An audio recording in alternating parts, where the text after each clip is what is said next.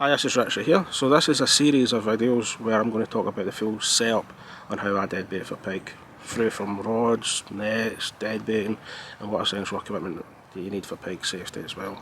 It's going to be a series of videos. I'm going to put them on a playlist so it's easy for people to watch specifically what area or aspect of pike fishing that they're interested in. I hope you find this video helpful.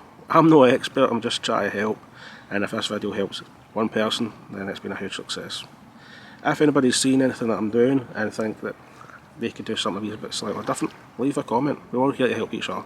But most importantly, I hope this video is helpful and I hope you enjoy it. Highlands. So today's video I'm going to show you my personal preference on how I make my wire traces for when I'm lure fishing. I'm going to show you the materials that I use and also what tools you're going to need to make it. I'm no expert, I'm just trying to do a video that hopefully it helps one person. If it helps one person, then this video's been a huge success. That's the goal, to try and do these videos, and I hope that you find it helpful, but most importantly I hope you enjoy it as well. If you're watching this video and you make your own lure traces and stuff like that and you do it slightly different, feel free to leave a comment, because at the end of the day we're all here to help each other. So that's the goal of this video, is just trying to help. Normally I use titanium when I'm making my lure traces, but today I didn't have any titanium around and I couldn't get my hands on any, so I've got to use a different type of wire. But this is just a basic lure wire trace that I'm showing you how to make. So let's get into it. So this is the wire that I'm using.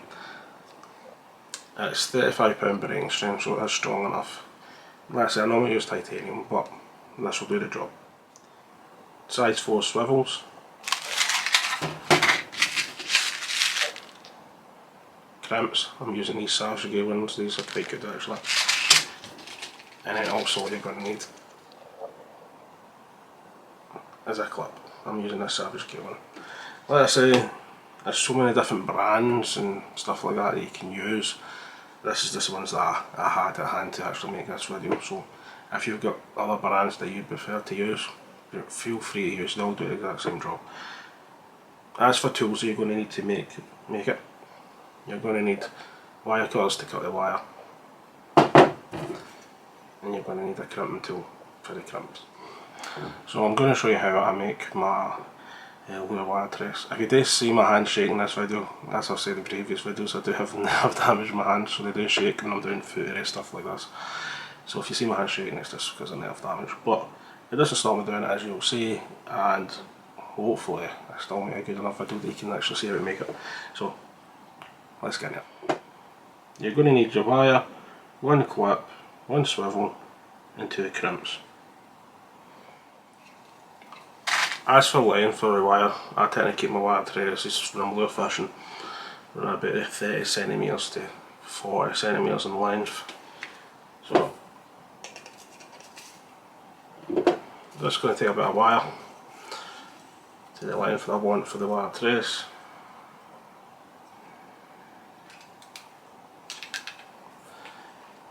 Just take your wire cutters and then you're just going to cut it too. So first what you're going to do is you've got your wire to the length that you want. You're going to take one of your crimps. You're going to feed onto your wire a wee bit. You're going to take your wire, you're going to take a crimp, put it onto your wire, as you can see, and then just hold it in place with your fingers. Get your clip, and then put your clip on the line.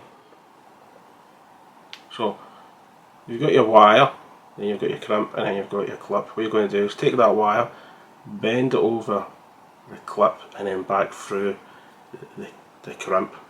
That's going to create a loop around the clip, and then when you put it back into the crimp, you're then just going to use the crimping tool and then crimp it. So I'm doing that now. So that's it. I've got my clip just here, bend the wire over it, that creates a loop at the clip. Take your crimp, which is in this hand here, slide it back up your line, make sure you get the tag end in, so both parts of the wire is in the crimp. As you can see, you've got your crimp here, a loop around your clip, and it's holding it in place. And that wee loop's big enough that your clip can still move about. Once you've got it and you're holding it in place, you just take a crimping tool and then crimp it. Once you've crimped it, that's it all in place, so your clip's not going to move. It's then just a case of taking your wire cutters and you're just going to cut off the tag end. Once you've done that, that's that end done, and then it's just a case of going to the other end of your wire and repeating it, but this time with a swivel. So you've put the crimp through your wire, you've got a bit of wire through, you're then going to take your swivel,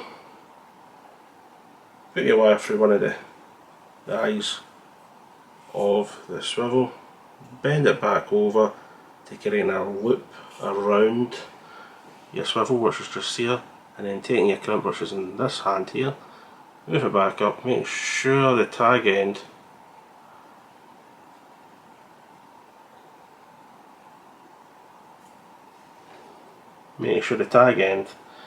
is back through the crimp. So that means your wires went through the crimp, through the eye on your swivel, back through on itself, creating a loop around the swivel and into the crimp, and that's holding it in place. Now it's just a case of taking your crimping tool and crimping it.